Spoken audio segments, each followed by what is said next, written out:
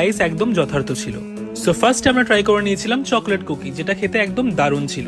দেন আমি ট্রাই করে নিয়েছিলাম কোল্ড কফি উইথ আইসক্রিম। তারপর ট্রাই করেছিলাম ক্যাপুচিনো, যেটা খেতেও দারুণ ছিল। তবে গন্ধরাজ চিকেন পাকোড়াটা জাস্ট খেতে অসাধারণ ছিল এই গ্রিন চাটনিটা দিয়ে। আমি সকলকে রেকমেন্ড করবো এই গন্ধরাজ চিকেন পাকোড়া ট্রাই করার জন্য। তবে ভেটকি ফিশ কবিরাজিটা খেতেও সত্যি অসাধারণ ছিল। ফাইনালি আমরা ট্রাই করেছিলাম lemon tart and chocolate tart, যেটা আমরা ডেজার্টে নিয়েছিলাম, এবং দুটো খেতেই সত্যি জাস্ট অ্যামেজিং ছিল।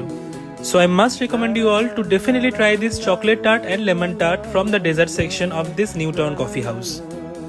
এই নিউটাউন কফি হাউসের ভিতরের ইন্টেরিয়ারটা সত্যি এত সুন্দর, বাঙালির আভিজাত্য এবং অ্যাস্থেটিক দিয়ে সাজানো, যে দেখলেই সত্যিই মন জুড়িয়ে যায়।